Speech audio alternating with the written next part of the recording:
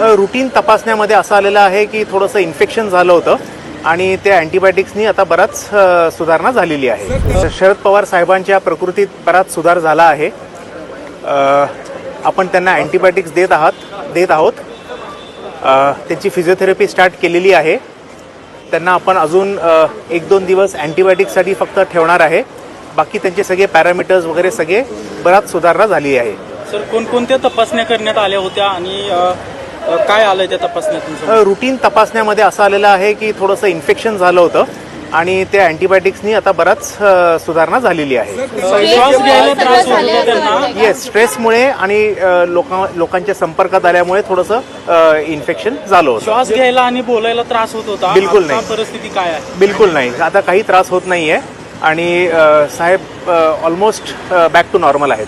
Discharge कधी होणार आहे? कधीपर्यंत? 1 ते 2 दिवसात. पुढील 2 दिवसात डिस्चार्ज.